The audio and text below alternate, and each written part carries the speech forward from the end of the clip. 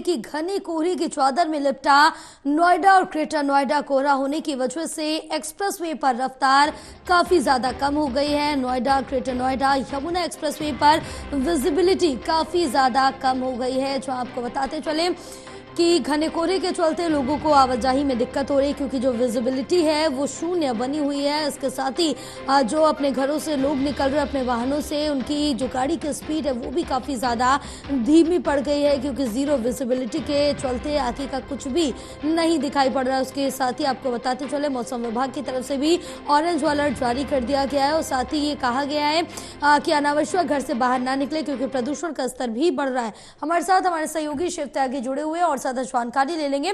शिव, क्या कुछ अपडेट मिल पा रही है? क्योंकि अगर हम बात नोएडा ग्रेटर नोएडा या यमुना एक्सप्रेसवे की करें तो घने कोहरे से पूरा ढका हुआ है, लोगों को आवाजाही में दिक्कत हो रही है। तो यमुना एक्सप्रेसवे पे वाहनों की गति इस बीच कैसी देखने को मिल रही है?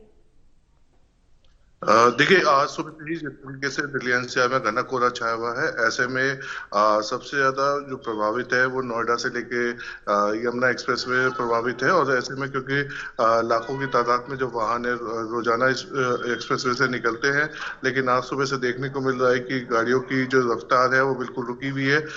विजुअलिटी की अगर बात करें तो 0 से 50 मीटर तक की विजुअलिटी है। ऐसे में सबसे ज्यादा हादसे होने के यहाँ पे चांसेस बढ़ जाते हैं। इसी वजह से लोग अपनी गाड़ियों की फॉग लाइट इंडिकेटर्स को जलाकर चल रहे हैं। और कुछ दूरी पे नोएडा के ट्रैफिक पुलिस कर्मी भी है जो कि साइनिंग बोर्ड्स और तमाम चीजों को लोगों को जागरूक कर रहे हैं। वहीं एक्सप्रेसवे पे क्योंकि 15 दिसंबर से यहाँ पे रफ्तार पे लगाम लगाई गई थी और 15 फरवरी तक ये लागू रहेगी, तो ऐसे में कहीं ना कहीं ये पहले से अंदेशा था कि आने वाले समय में यहाँ पे कोहरा बढ़ेगा। तो ऐसे में तमाम जगहों पे जो साइनिंग बोर्ड्स है या तमाम जगह पे जो यहाँ पे लोगों को बताने के लिए जो एलईडी स्क्रीन है वो यहाँ पे लगाई गई है। तो कहीं ना कहीं इस माध्यम से लोगों को जागरूक किया जा रहा है, बताया जा रहा है कि आगे घना कोहरा है, इस वजह से जो वाहनों की रफ्तार है उसको कम रखें, जिससे कि हादसा होने से बच सके।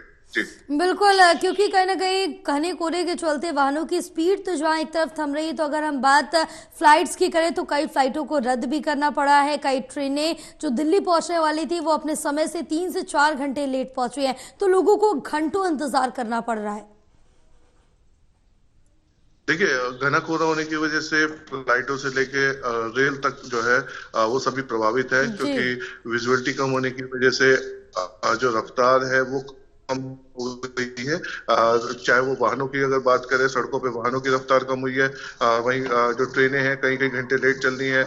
कई जो ट्रेन जो हवाई है यात्रा करने वाले लोग हैं वो परेशान हैं। तो कहीं ना कहीं घने कोहरे की वजह से सभी जगह पे ये देखने को मिल रहा है कि कई घंटे लेट जो है, चाहे वो फ्लाइट हो, चाहे रेल हो, चाहे वो यातायात हो, सभी जगहों पे इसका प्रभाव देखने को मिल रहा है। वहीं घने कोहरे की वजह से तमाम जगहों पे अलाव भी देखने को मिल रहे हैं कि लोग अलाव जला के जो ये ठुठुरन वाली ठंड है इससे यहाँ पे बचने का प्रयास कर रहे हैं। लेकिन कहीं ना कहीं कोहरे के साथ साथ यहाँ पे प्रदूषण का स्तर भी जो है वो बढ़ा हुआ देखने को मिल रहा है। ऐसे में ऑरेंज अलर्ट जो है वो जारी भी किया गया है, लेकिन तमाम जगहों पे देखा जा रहा है कि जो AQI है वो इस समय जो है 300 के पार है। तो कहीं ना कहीं प्रदूषण का स्तर भी लगातार बढ़ता जा रहा है। ऐसे में सुबह को जो सैर करने वाले लोग हैं उनको सबसे ज्यादा इस समय दिक्कत हो रही है, क्योंकि कोहरे के साथ साथ उससे उनसे आग्रह भी किया जा रहा है कि अनावश्यक ना निकले, कुछ समय के लिए आप टाल दे। फिलहाल तमाम जानकारी साझा करने के लिए बहुत शुक्रिया।